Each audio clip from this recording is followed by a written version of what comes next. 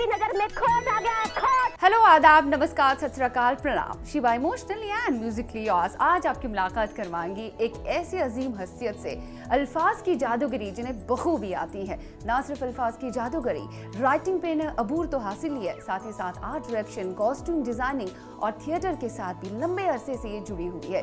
कई सारी रियलिस्टिक फिल्में इन्होंने हमें दी है। हम आपकी मुलाकात करवाने जा रहे हैं नन अदर देन अपनी बहुत ही प्यारी और सबकी चहेती शमा ज़ैदी से।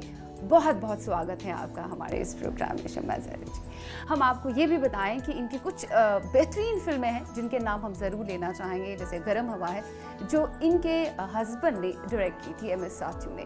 और इसके अलावा कई ऐसी फिल्में हैं जो रियलिस्टिक इश्यूज़ को उजागर करती हैं, सोशल मैसेज हमें देती है। उन फिल्मों में जुबैदा भी एक है, शतरंज की खिलाड़ी है, और इसके अलावा कई और सारी फिल्में हम इन्हीं से जानेंगे।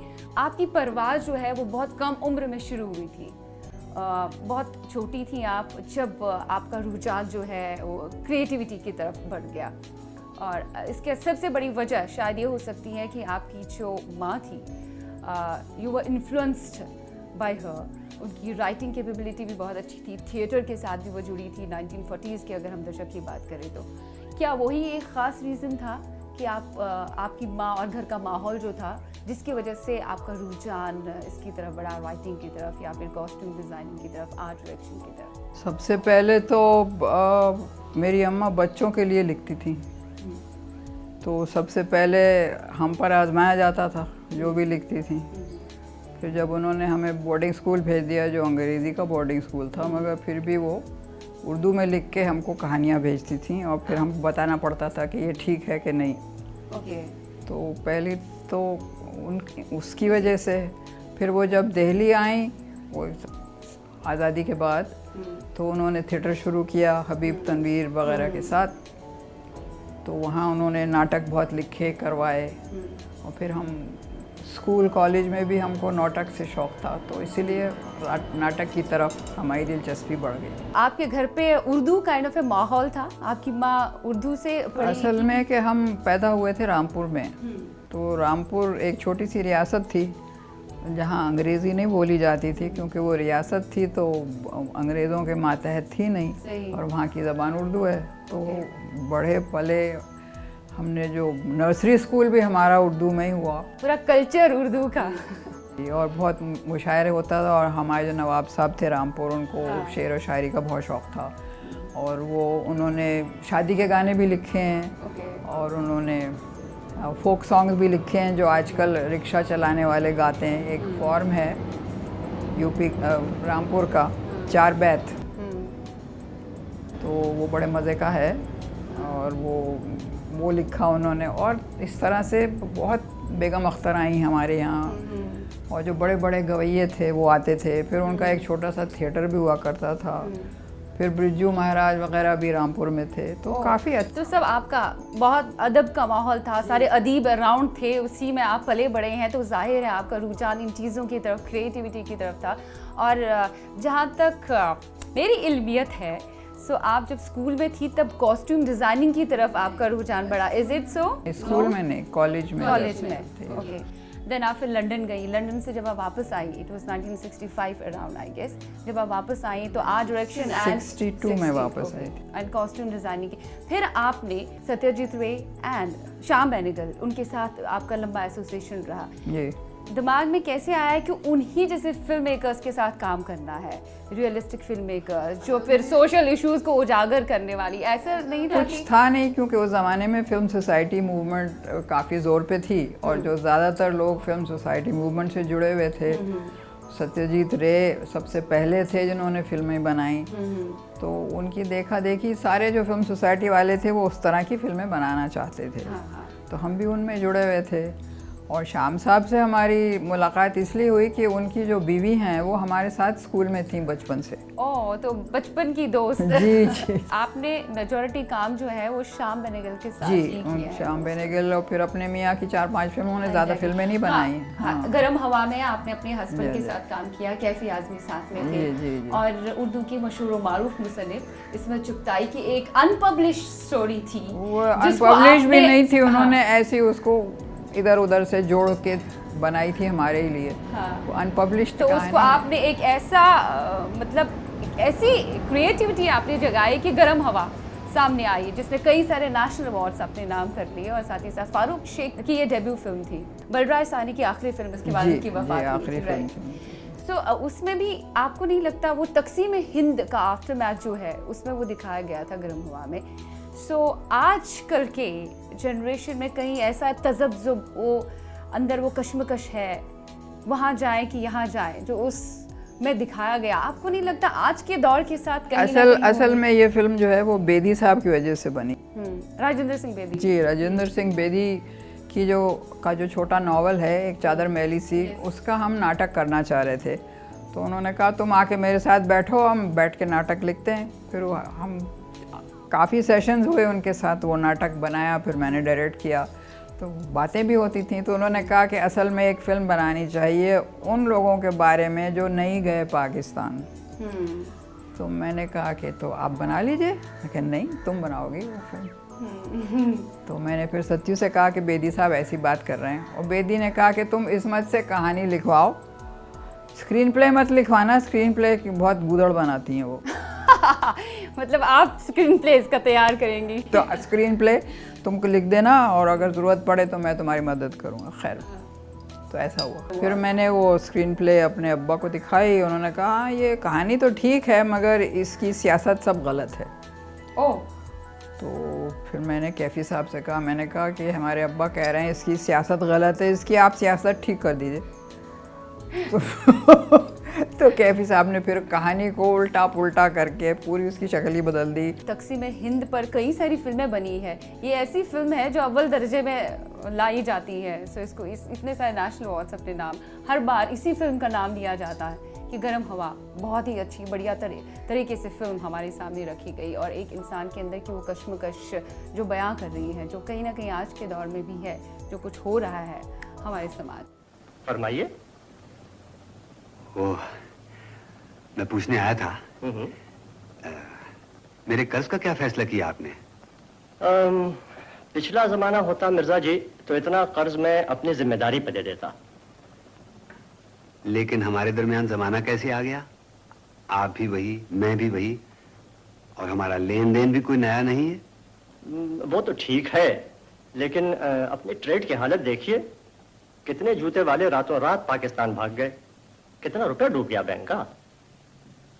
जो भागे हैं उनकी सजा उन्हें क्यों दी जाए जो ना भागे हैं और ना भागना चाहते हैं? सोशल मैसेज पर आधारित कई सारी फिल्में, उसकी तरफ आपका रुझान बहुत अच्छा रहा है, रियलिस्टिक फिल्मों पर आपका रुझान, आपने सिनेमा के कई सारे डेकेड्स को देखा है। आजकल के दौर की अगर हम बात करें तो आजकल के सिनेमा को आप कहाँ पाती है? क्या कुछ परिवर्तन आया है? क्या आपको लगता है कहीं ना कहीं कोई कमी है, कुछ प्रॉब्लम है जिसकी वजह से बेहतर फिल्में हमारे सामने नहीं आ पाती हैं? एज अ राइटर ऐसा तो नहीं है, क्योंकि जो तादाद थी कोई 5% फिल्में इस तरह पहले बनती थी, अभी भी उतनी ही बनती हैं, बस इतना है कि अब ज़्यादा फिल्में बनती हैं, और जो फिल्म है वो अभी आम लोगों की मीडियम ऑफ एंटरटेनमेंट अभी इतना नहीं रहा है, क्योंकि उनके लिए टेलीविज़न आ गया है। तो जो फिल्में आजकल बनती हैं वो नौजवान मर्दों के लिए बनती हैं। लेकिन इस बीच पहले में ख़ानदान के लिए फिल्में बनती थी, अब जो ख़ानदान के लिए टीवी बनती है, तो ख़ानदान के लिए फिल्में नहीं बनती हैं, मर्दों के लिए फिल्में बनती हैं। तो औरतें कभी कभी भी देख लेती हैं। आप जाएंगे किसी भी सिनेमा में तो ज़्यादातर ऑडियंस आपको मर्द मिलेंगे। ट्रू, लेकिन इस बीच वुमेन ओरिएंटेड फिल्में भी कई सारी बनी है, कई सारी बेहतरीन वुमेन डायरेक्टर्स भी है, जैसे जोया अख्तर की फिल्म अलग पहचान बहुत अच्छी थी, दिन जिंदगी ना मिलेगी दोबारा, and then we have Reema Kakati ने भी इससे पहले बहुत अच्छी फिल्में बनाई है, और इंग्लिश गौरी शिंदे ने हमें दी। हर पहलू में औरतें हैं, जो वुमेन है, फोक है, वो बाहर आ रहा है। आपका टेक क्या है वुमेन डायरेक्टर्स के ऊपर इंडियन सिनेमा? जैसे पहली बात तो ये है कि मेरे ख्याल में कि 21वीं सदी का जो मीडियम है वो फिल्म नहीं है। वो 20वीं सदी का मीडियम था, वो चल रहा है अभी तक। तो एक ज़माने में रेडियो का बड़ा जोर था, सबको और शायद उस पे इल्म था काफी, नहीं बहुत ज़ोर था। सारे उर्दू के राइटर जो थे, मेरे अपने खालू जो थे वो डायरेक्टर जनरल थे ऑल इंडिया रेडियो के, अहमद शाह बुखारी पतरस, तो उन्होंने बहुत से उर्दू के राइटर, बेदी और ये सब, मंटो, ये सब रेडियो से वाबस्ता थे। मगर अब कल कोई जाना माना राइटर रेडियो के लिए नहीं लिखता है। तो उसके बाद फिर फिल्मों का दौर आया, तो बहुत से राइटर जो है फिल्मों की तरफ आए, अभी भी आ रहे हैं मगर कम। अभी डायरेक्टर पे ज़्यादा जोर है, उस ज़माने में इतना नहीं हुआ करता था। और मुझे लगता है कि कोई और चीज़ होगी, मुझे अभी पता नहीं है कि, मगर वो फिल्म से अलग होगी। और उसका आपके जो डिजिटल मीडियम है उससे कोई ताल्लुक होगा। तो कोई नई एंटरटेनमेंट की चीज़ आएगी जो फिल्म नहीं है। ओके, वो आपका तस्वुर कह रहा है जी। ओ तो औरतों की फिल्म औरतों का मीडियम नहीं है, क्योंकि ऑडियंस जब आपकी नहीं है तो फिर औरतें नहीं देखेंगी। ओके, अब ऐसे ही हिंदुस्तान में औरतों की क्या वक़्त है। जैसे कि आपने कहा कि आजकल वुमेन डायरेक्टर्स भले ही उनकी तादाद ज़्यादा है, लेकिन ऑडियंस जो है वो औरतों की है नहीं, मर्दों की ऑडियंस है, इसीलिए वैसी फिल्में नहीं बनती है। और दूसरी बात यहाँ पे सामने आती है कि आजकल जितना औरतों के हुकूक की बात हम कर रहे हैं, बावजूद उसके आजकल औरतें सेफ नहीं है, आए दिन कुछ ना कुछ हो रहा है। क्या कहना है आपका इस बारे में? औरतों की वक़्त नहीं है, इसलिए औरतें पैदा नहीं होने देते हैं लोग, तो इसलिए औरतें कम हैं। लेकिन बोलते बहुत है कि इक्वल राइट्स देंगे, ये है वो है, ये कागज़ पे तो हैं राइट्स, मगर आप हकीकी ज़िंदगी में अगर देखा जाए, ज़िंदगी में राइट्स बहुत कम है। अब आप देखिए ये तलाक पे लोग इतना जोर मचा रहे हैं, हालांकि बाकी दुनिया के मुल्कों में ये कोई मसला नहीं है, मगर हमारे यहाँ रह गया है मसला। एज अ राइटर आप क्या फील करती हैं, कहाँ कमी है? क्या आपने सोच में अभी हमने वो बदलाव नहीं लाया, वो परिवर्तन नहीं आया, जबकि औरतों ने कई परवाज, आप खुद को देखिए कितनी ऊंची परवाज आपने हर एक क्षेत्र में आपने कुछ कर दिखाया। यहाँ बदलाव आता आहिस्ता आहिस्ता, बहुत पुराना मुल्क है ना, इसलिए आई होप कि बात लोगों तक पहुँच गई है। प्रेम के बारे में कहानी और कविताओं का माणिक बाबू के पास भंडार था। मैं शादी करूंगी तो सिर्फ तन्ना से। प्रेम में खरबूजा चाहे चाकू पर गिरे, चाहे चाकू खरबूजे पर, नुकसान हमेशा चाकू का होता है। मैं हूँ महेश्वर दलाल, तेरी आंखों का काजल भी बेच सकता हूँ अगर चाहूँ तो। हमारे प्यार को हमसे कोई छीन नहीं सकता। बाबू, इसकी नजर में खोट आ गया है, खोट। हमारे पास सब कुछ है, किसी मर्द की जरूरत नहीं है हमें। एनीवे, चलिए आपकी फिल्म पे आते हैं। आपकी हरी भरी फिल्म की हम बात करते हैं, जिसमें बहुत कुछ आपने उजागर किया, लाइक ज़्यादातर औरतों के सेहत के बारे में। जी जी, बिकॉज बहुत से औरतों को अपनी सेहत के जो मसले हैं उनके बारे में इल्म ही नहीं है। आजकल भी देखिए आप दूर-दराज इलाकों में। जी जी, नहीं, शहर में भी ऐसी औरतें हैं जिनको कुछ खास मालूम नहीं। सो फोकस उसी पे था, एंड दैट वाज अगेन शाम बेनेगल के साथ आपकी कोलैबोरेशन बहुत अच्छी है। यहाँ जाना चाहेंगे सत्यजीत रे के साथ शतरंज के खिलाड़ी, उसके बारे में कुछ यादें हैं जो आप ताज़ा करना चाहती हैं? मेरे एक दोस्त थे बंसी चंद्रगुप्त, जो आर्ट डायरेक्टर थे, तो चूँकि मैं आर्ट डायरेक्शन उस ज़माने में करती थी, तो उन्होंने कहा कि तुम सत्यजीत रे की फिल्म बन रही है, मैं आर्ट डायरेक्शन कर रहा हूँ, तुम कॉस्ट्यूम तुम करो। तो मैं वैसे मिल चुकी थी उनके साथ। सत्यजीत रे जब भी रिकॉर्डिंग के लिए आते थे, हम जाके बैठ जाते थे, री रिकॉर्डिंग हो रही है उनकी। तो उन्होंने कहा कि आप कॉस्ट्यूम अपनी जो फिल्म बना रहे हैं शतरंज के खिलाड़ी, वो आप शमा से कहिए। तो शुरू कर दिया काम, स्क्रिप्ट वो लिख रहे थे अंग्रेज़ी में। फिर एक दिन वो कहने लगे, देखो ऐसा है कि जो डायलॉग हैं फिल्म के जो उर्दू में होंगे वो तुम करो। तो मैंने कहा कि उस तरह की नवाबी उर्दू मैं शायद नहीं लिख पाऊँगी, मगर मैं अपने एक दोस्त को आपसे मिलाती हूँ, तो हम दोनों मिलके करेंगे। तो मेरे दोस्त थे उस वक्त, वो जर्नलिस्ट थे, जावेद सिद्दीकी। उनके साथ अपनी कई फिल्में और जी, तो और को-राइटर। तो जावेद साहब जो थे वो इमरजेंसी के ज़माने में उन पे बड़ी जेल वेल गए थोड़े दिनों के लिए, तो उनको अखबार में भी नौकरी नहीं थी, तो कैफी साहब के घर पे मिले, तो हम बड़ी उनसे बनती थी। मैंने कहा कि तुम हमारे साथ कर लो, तुम जाके मिल लो रे साहब से। तो ऐसे शुरू हुआ। तो फिर हमने डायलॉग लिखे उनके, तो काफ़ी बदल दी है। तो हमने कहा कि देखिए मक्खी पे मक्खी हम नहीं मार सकते हैं, थोड़ा बहुत बदलना पड़ेगा वो कल्चर जो है उसके, मतलब जो लोग शेर वेर बोलते हैं डायलॉग के बीच में, वो उनके यहाँ नहीं था अंग्रेज़ी में। खैर किया उन्होंने, फिर उन्होंने हमारा टेस्ट कराया, कुछ 4-5 जो बड़े राइटर थे उर्दू के उनको बुलाया और सारे डायलॉग पढ़ के सुनाए गए उनको, और सब ने वो एग्ज़ाम हमने पास कर लिया। तो वो फिल्म इस तरह बनी। एग्जाम पास किया, मुझे समझ में नहीं आया, मतलब आपका टेस्ट लिया गया उर्दू का? टेस्ट लिया गया, देखिए डायलॉग ठीक है कि नहीं, ओके सही से जा रहे हैं कि नहीं, जी, जी। फिल्म बन गई। एग्जैक्टली। इन इशारों से आपकी क्या मुराद? अब चाल चलिए। हमें आपसे ये उम्मीद न थी। आप बाजी हार रहे हैं, इसीलिए आप इस किस्म की बातें कर रहे हैं। कौन कम वक्त हार रहा है? हम तो अपनी चाल भी चल चुके हैं, आपकी बारी है, आप चलिए। आपने कितनी दफा हमें हराया है और हमारी थ्योरी पर बल तक नहीं आया। आप चाल चलिए मीर साहब। और आप है कि जामे से बाहर होते जा रहे हैं। ये तरीके शरीफों के नहीं होते। हम कहाँ के शरीफ? शरीफ तो वो लोग हैं जिनकी बीवियां हर अहरे गहरे को अपनी ख्वाबगाह में बुला लें और... मिर्जा, तुम हमसे इस तरह से बात नहीं कर सकते हो। क्यों नहीं कह सकते? तुम अपने औकात भूल रहे हो। बाप दादा तुम्हारी गांठ चीरा करते थे और तुम्हें क्या अपने आप को नवाबजादा कहलाते हो? और तेरा खानदान क्या था? कल तक रईसों के बावर्ची खाने में चूल्हा झोंकते थे, हंडिया भून।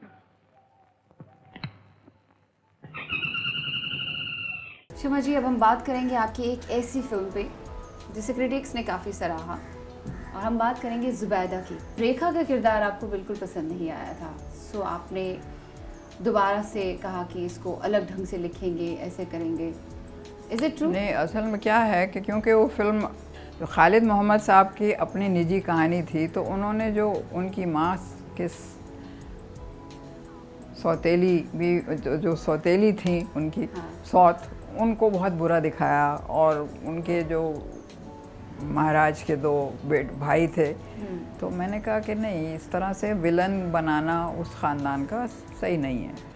उसमें बहुत एक गहरा सी कहानी हो जाती है, एक गहरी कहानी नहीं होनी चाहिए। तो मैंने फिर से उनको, कुछ ऐसे ख़ानदानों में 2-2, 3-3 बीवियाँ उस ज़माने में होती थी, इसमें कोई अजीब बात नहीं है कि आपने बहुत ऐसी चीज़ की जो उस ज़माने में होती नहीं थी, और बहुत मुखालफत हुई। मुखालफत इसलिए हुई कि वो फिल्मों से वाबस्ता थी, उनका मज़हब अलग था, क्लास अलग था, जिस माहौल से वो आई थी वो पसंद नहीं था, वगैरह वगैरह। सो दैट वाज रीज़न आपने कहा कि नहीं। जी, मैंने वो इसीलिए किरदार बदला, और इसलिए मैंने रेखा को सजेस्ट किया शाम साहब को, क्योंकि फिर बाद में जो उस ख़ानदान के लोगों ने, हालांकि नाम वाम बदल दिए थे हमने, उस ख़ानदान के लोगों को भी पसंद आई वो फिल्में, क्योंकि बहुत डिग्निफाइड किस्म से उन्होंने दिखाया।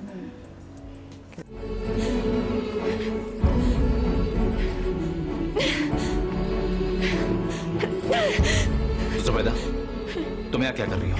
मैं आपके साथ दिल्ली आ रही हूँ। जुबैदा, हम दिन रात वहाँ मीटिंगों में फंसे रहेंगे, तुम वहाँ क्या करोगे? चलो बच्चों को लेके घर जाओ। तो क्या हुआ, मैं फिर भी आऊंगी। मैं आपके बिना नहीं रहूंगी, नहीं रहूंगी, नहीं रहूंगी। Zubaida, Zubaida, please behave yourself. Zubaida, इस प्लेन में सिर्फ 2 जने बैठ सकते हैं। मैंडी हमारे साथ आ रही है। मैंडी दीदी, इस बार मैं जाऊंगी, आप नहीं।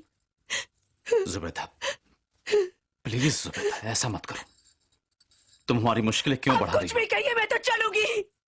चलिए, लेट्स गो। अगर हम बात करेंगे थिएटर की, थिएटर के साथ भी आप बहुत अच्छी तरीके से जुड़ी थी एक ज़माने में। नहीं, किनारा कर लिया अभी उससे अपने मैं आप को? थिएटर में नहीं है, कुछ करती हूँ। लेकिन आप थिएटर से भी जुड़ी हैं, तो थिएटर के एक्टर्स जो 1 टेक में ही सब होता है, मतलब काफ़ी मेहनत करनी पड़ती है उन्हें। अब थिएटर एक्टर और फिल्म एक्टर, कई सारे थिएटर से भी निकले हैं, बहुत अच्छे ज़बरदस्त एक्टर्स बने हैं स्क्रीन पे, सिनेमा में। थिएटर एक्टर एंड जो टेलीविज़न का एक्टर है, उसमें अगर आपको फ़र्क करना होगा, सो क्या कहेंगी आप? इज इट कि आपको, जैसे आपने बात की सीखने की, अगर इंसान थिएटर से सीख कर आए, क्या वही थिएटर बंदा अच्छा बन सकता है एक्टर? मैं आपको एक मजाक सुनाऊं? हाँ जरूर, व्हाई नॉट। गर्म हवा जब हम कर रहे थे तो फारूक शेख थिएटर से आए थे, तो उन्होंने बलराज जी से कहा कि बलराज जी आप ज़रा मुझे बता दीजिए, मुझे फ़र्क नहीं पता चल रहा है फिल्म और थिएटर के बारे में। तो कहने लगे बेटा बहुत आसान है, थिएटर में तुम ज़ोर से बोलते हो और हाथ पैर हिलाते हो, फिल्मों में आहिस्ता बोलो और हाथ पैर मत हिलाओ। और सर्वर भी मत हिलाओ और मुंह भी ज़्यादा मत खोलो। ओके ये फ़र्क है उन्होंने कहा एक्टिंग बट ये तो बहुत मेजर फर्क है। फिल्म और थिएटर की एक्टिंग में ये फ़र्क है। मतलब बड़े मज़ाही अंदाज में आपने बात कन्वे भी करी लोगों तक कि आप भाई सीख के आ जाओ। नहीं, मगर हमारे यहाँ ज़्यादातर स्टार हैं, एक्टर बहुत कम है। एनीवेज बहुत अच्छा लग रहा है आपके साथ बात करके। नहीं, क्योंकि अभी तो फैमिली बिजनेस हो गया ना कि डॉक्टर का बेटा डॉक्टर बनेगा, लॉयर का बेटा लॉयर बनेगा, इंजीनियर का, एक्टर का बेटा एक्टर बनेगा। अब चाहे उसमें लियाकत है नहीं, आप अच्छे अच्छे गवैये अपने बेटों को मार मार के नहीं बना सकते हैं गवैये। ओके तो मगर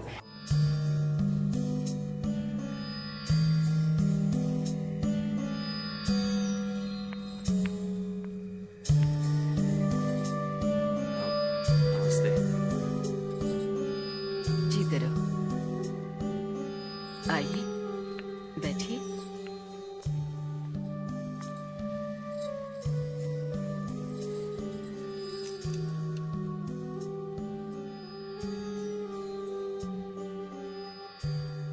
शक्ल तो कुछ कुछ मिलती है, मगर इस किस्म के कपड़े पहनना क्या जरूरी है? आजकल यही फैशन होगा क्यों?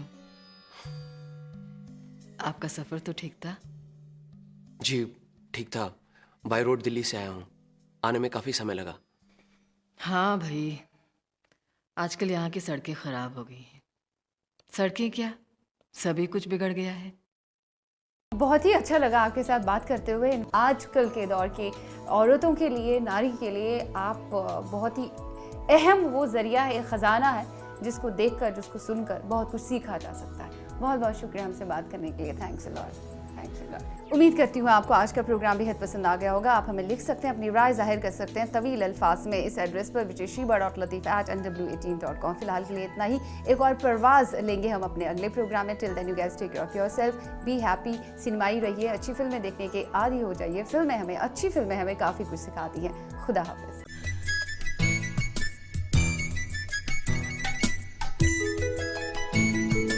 बाबू इसकी नजर में खोट आ गया है, खोट।